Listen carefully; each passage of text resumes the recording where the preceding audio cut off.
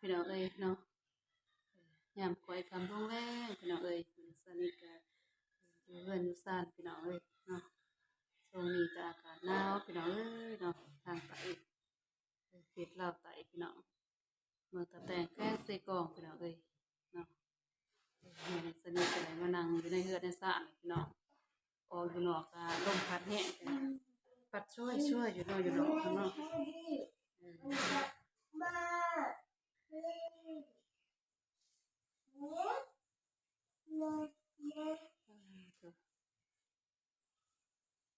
ก่อนอื่นก็กราบสบายดีเด้อพี่น้อง FC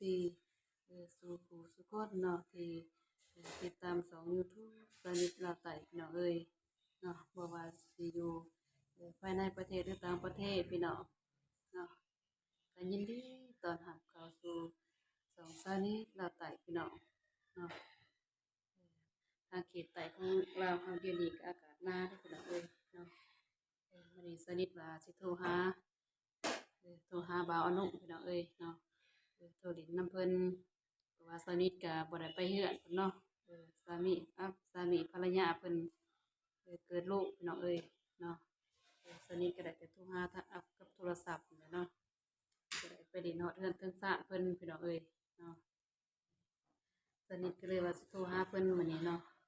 เพราะว่าสนิทก็เบิ่งน้องสาวเพิ่นพี่น้องทางนี้เนาะตอนเข้าโรงหมอ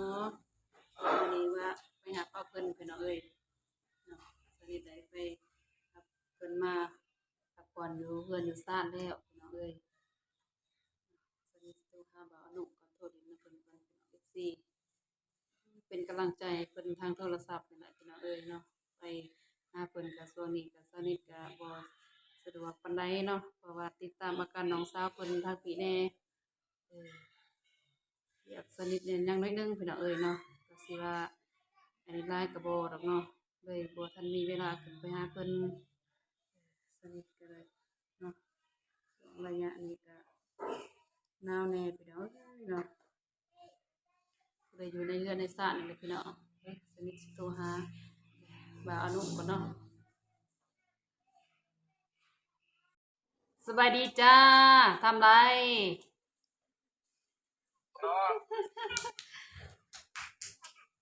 ปลดไฟบ่มื้อนี้บ่เออสดแท้เออ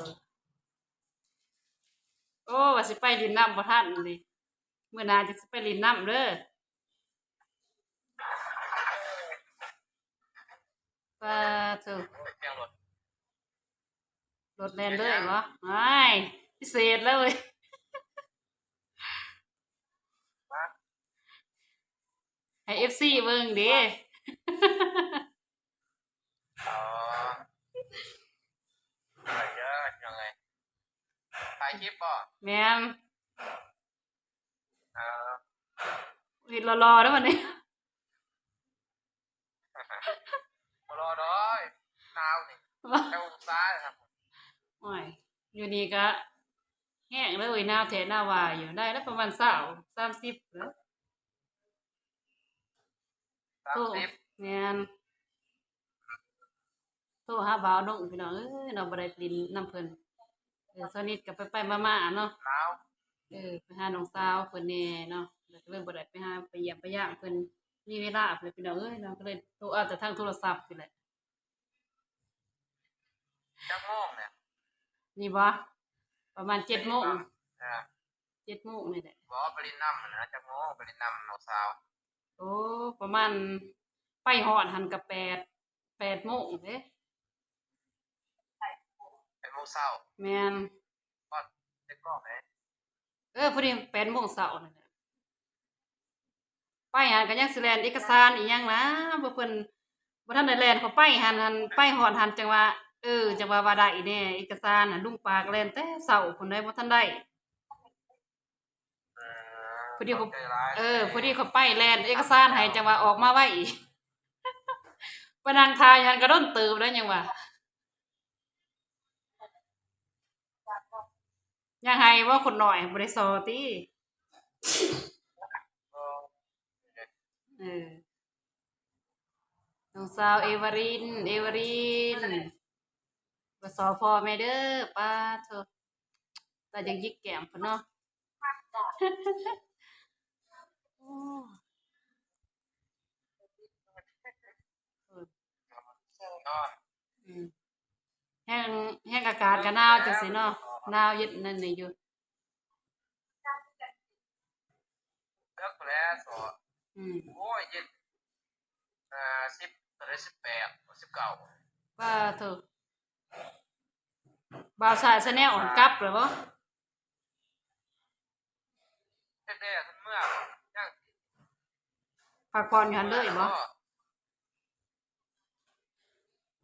แม่เฒ่าเพิ่นก็กลับเลยบ่แล้วลงคลิปเมื่อเด้เอออ้าวยังว่าแล้วไปฮอดหันลูกปากแล่นเอกสารยามใดสิแล้วตัวว่าโอ้ยท่าอีกคราวหนึงแพทย์เขาว่าเพิ่นว่าก็ท่าจนฮอด9:00นเด้เบิ่งเขาว่าโอ้ยไฟกระเป๋าใหญ่บ่อยากย่างเข้าไปนะย่างเข้าไปคราวหนึ่งอ้าวพอดีแพทย์ว่าย่างมาแพทย์เอาเอกสารอันนั้นใบออกจากคุหมอของหนองสามพรนี่แล้วบ่ถามก็แล้วเด้อเด้จะเป็นพี่น้องเพิ่นบ่ตัวก็ว่าโดยแม่นแหละเป็นพี่น้องเพิ่นทีนี้เพิ่นก็ยื่นเอกสารให้ย่างออกมาลูกปากว่าจะเข้าไปคือได้เลยเพิ่นว่าเพราะว่าก็ได้แล้วจั่งไปก็ถามเขาโพโลทาบักดนๆยังว่าแหละเทิงเอกสารเทิงยาแหน่เขาว่าให้มาพักผ่อนอยู่เรือนเพิ่นก็ลงคลิปแล้วบ่ยังก็มีอยู่แต่บ่ทันได้อันนี้นางเอวารินบ่สายแล้วบ่เพิ่นไปบ่หาบ่าวตูนก็ไว้กระมาหนาวอ่กันหนาวาแท้บ่าวโกก็ไปๆไปเอาไว้กระเป๋าทรายนาไทยอะไรอะได้ยินได้ยินข่าวเธอก็ให้ปรับแล้วเนาะนางเอวารินมื้อหน้าเด้อสิไปย่างเด้อช่วงนี้ยังค่าเวียกแหน่เลยบ่สะดวกไปโทรเอาเนาะ FC เอ้ยโทรหาบ่าวอนุเพิ่นเป็นกำลังใจทางนี้แหละมื้อหน้าเดี๋ยวสิไปลิ้นนำเพิ่นเนาะโทรเอาทางมาแล้วมาลินแล้วเลยพากันนั่งมาลินมาเที่ยวอืมพากันนั่งพักผ่อนอยู่ในตารางเฮือนยังว่าไปเบิ่งเพิ่นนั่นแหละมาเติมหม้อคราวหนึงว่าลมพัดแรงๆพอดีมะพร้าวแซงหนึงตกลงมาพากันนั่งกินมะพร้าวได้หยังตาแล้วคลิปตาแล้วคลิปพี่เนี่ยมันบอกผมเป็นตัดเอ้ยนะบ่ซ่าแม่นบ่เราทรายสบายดีสบายดีบ่ซ่ายปลาโถกำลังมาเนาะถ่ายไปเลยได้ถ่ายไปเลยอืมถ่ายไปเลยไปสบายดีครับไปเลยไปนำรถต้องรถทกอยู่ไส เริ่มบ่ยืดสบายดีเด้อสบายดีร่างก็ได้มาถอดคนก็สบายดีนะเพราะว่าไลฟ์สดถามหาบ่าวสาย Channel ไปไสเนาะบ่อยากว่าเพิ่นไปหาถ่ายคลิปเนาะมีน้องให้ท้ายตอนตัวก็สุดท้าย เย็นเด้เย็นแท้เย็นว่าได้เท่าไหร่ประมาณ10ปลาย3หน่วย30องศาบ่จักเนาะได้เด้อสนั่นเนาะหนาวแท้หนาวว่าเออหนาวดีเด้ทางใต้หนาวเลยเด้อพี่น้องเด้อเนาะหนาวแล้วท่านี่ก็16องศาโอ้16องศาไหนธรรมดาเป็นคลิปบ่เลย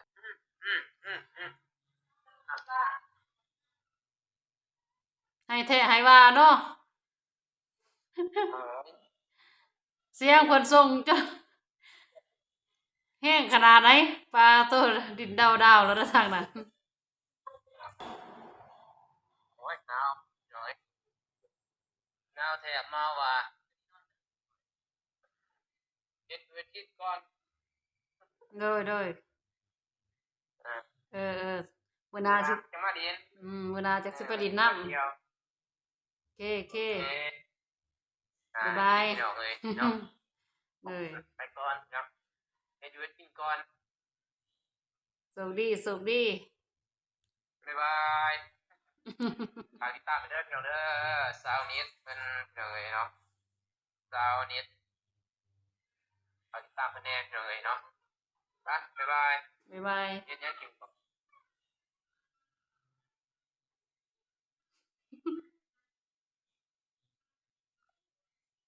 บ่าวอานุโทรหาบ่าวอานุโทรลินน้ำบ่าวอานุบ่ทันได้ไปนำเพิ่นสนิทบ่ทันได้ไปลินบ่ได้ทันได้ไปแวะเพิ่นแต่ภรรยาเพิ่นเกิดลูกเนาะพี่น้องเนาะสนิทก็บ่ทันได้ไปลินไปยามเพิ่นสนิทอยู่ทางพี่ก็เบิ่งน้องสาวเพิ่นนั่นแหละเนาะบ่มีไผเนาะก็สนิทอีกได้ไปดูแลเบิ่งแย่งเพิ่นเนาะอยู่โรงหมอหมอนี่แหละ เพิ่นก็เมียเพิ่นเกิดลูกพี่น้องเนาะเพิ่นก็ทำกรรมทั้งนั้นเองทั้งพี่ก็แม่น